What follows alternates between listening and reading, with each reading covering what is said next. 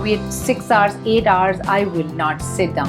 Oh, wow! So it went to that level. Wow, that's where, amazing. divide that into two parts. One is the marketing, one is the cost of it. So if it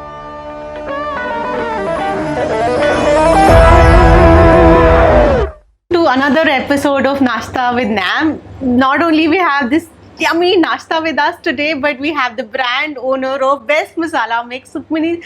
Such a pleasure to have you here. Thank you so much for having me here. And why don't you describe what you're sponsoring for us today? So today we've made normal aloo tikki, like you make it home. I didn't have vadas, so I have made aloo tikki, sabudana aloo tikki. Oh, wonderful. I've put sabzi mix in it to give it that flavor. Also, I've made this chutney over here. It's a garlic chutney, and I've also put sabzi mix in this too. So you have to see how you can use the same masala in a lot of ways. Ankita, I love what you're wearing today. Where is it from? It's actually from a NAM brand only. I love outfits from NAM.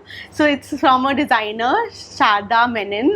She yes. runs her own clothing label, and in fact, earring is also from a new NAM member, Elia. Oh, so I lovely. was on a NAM meeting and I was wearing the same outfit, and the earrings just matched. So I shopped. Like NAM meetings are also sometimes Yes. shopping like treats. A great experience. I Yeah. must say. Let's dive in to know more about your brand. Yes. Every brand has a spark of inspiration and story behind it. So how did you turn your passion into spices to a thriving business, I can say, because I've seen the journey. So what led to the Best Masala Mix? So I got married into a family of foodies, and my husband being the biggest foodie, he always wanted food to taste consistently good, not just good once in a while, but consistently. Which is the hard same thing to do. Yeah, exactly.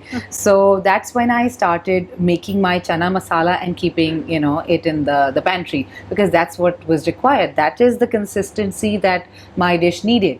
So my family. So you made your own masala and I did made not use the ready-made masala? No, I did not, because that is why he never got that flavor. He says, I want chole to taste the way you made it the other day.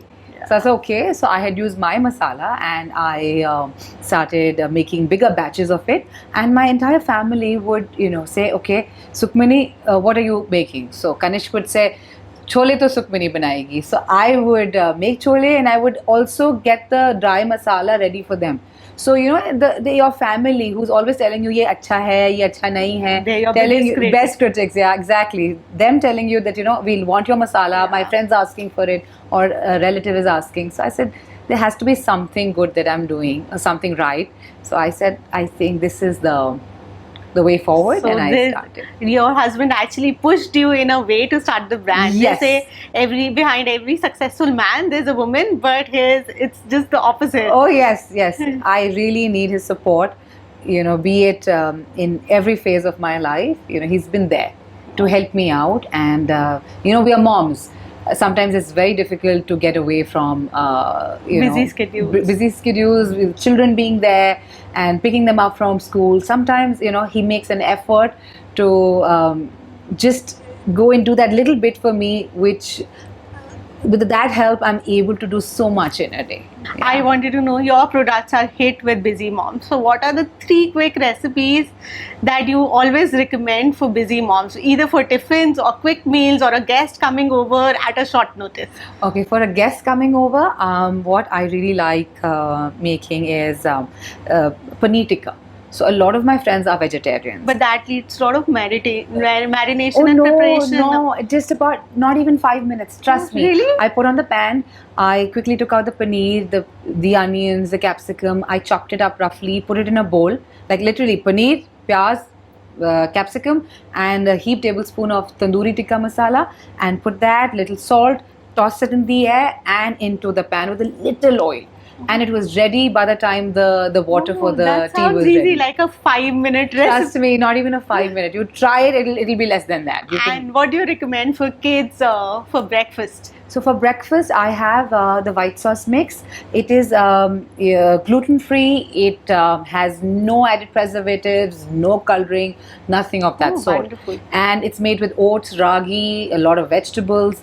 You won't feel guilty giving your child pasta for tiffin. Trust me, it is that easy. Just take a heaped tablespoon of the mix it in half a glass of milk and just pour it into a pan with a little butter, and your white sauce is ready. Oh. Just boil your pasta and put it. So basically, you can throw away 20 spices from your kitchen and just use these 5-6 Yes, spices, yes, and you're for sure. sorted for most of your meals. Yes. So your stall is always one of the most popular stalls in Rakhi exhibition. Thank you. And you've been participating since the first edit to now the latest 5th edit, where we've also gone a step up and hired a really good venue this time around. So what makes it different? I know your personality also like that, but a lot of people actually struggle on exhibitions. It's very overwhelming experience because there's a lot of preparation required. So what are the quick tips? What do you do differently to stand out on the day when there are 85 stalls? To be honest, my mother is, she's always told me that you have to not take the entire cost of the exhibition as the money that you need to recover. Divide that into two parts. One is the marketing, one is the cost of it. So if it, for example, if it was 100 rupees, 50 rupees goes into my advertising, my marketing, and 50 is what I need to recover. So that when you bring that stress down, you're able to sell better. And also I feel when you're exhibiting, please don't sit. Don't sit and exhibit. You're always standing. I'm always standing. We had 6 hours, 8 hours. I will not sit down, because that's what, you're able to pull the crowd towards you. If you, for that matter, if you go to an exhibition and you see someone sitting and looking left and right, you wouldn't bother.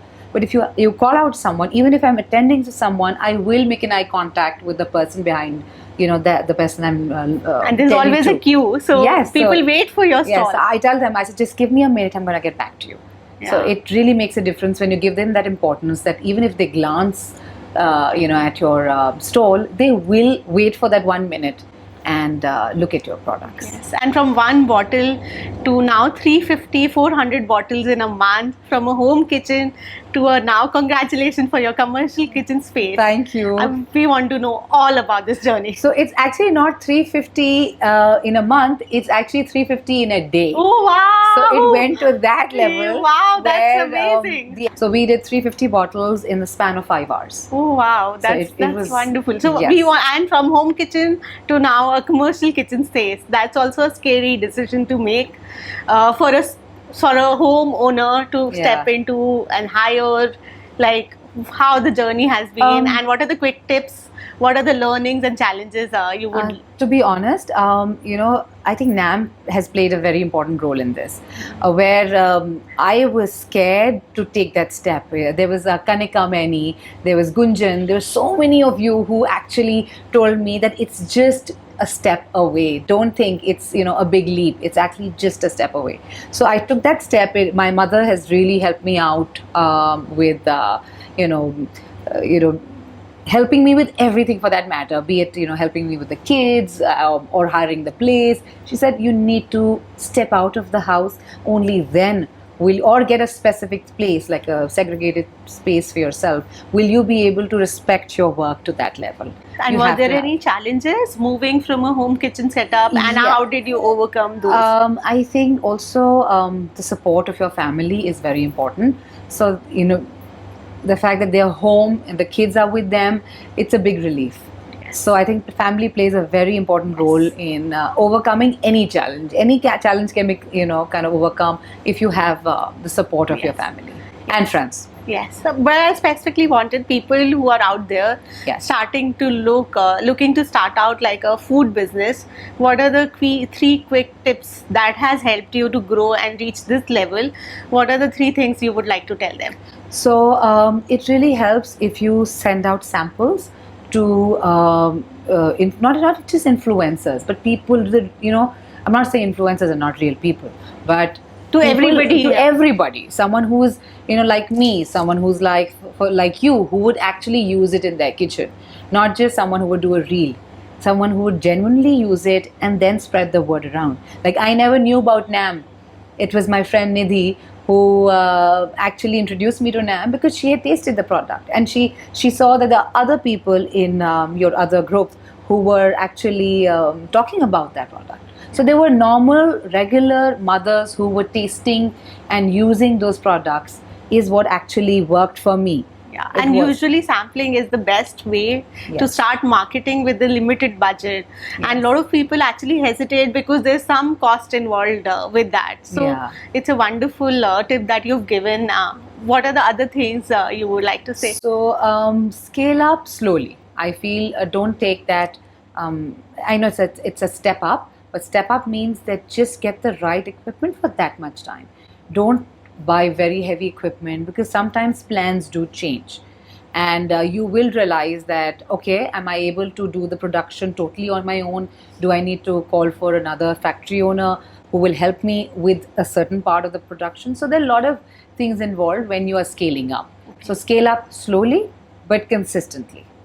When do you feel that you're ready to make that step? Like, was that a order number that a home kitchen could not handle, and you felt, or you felt that now you've reached that potential that you want to just grow? So, what was that decision making step? I think I'm also a believer.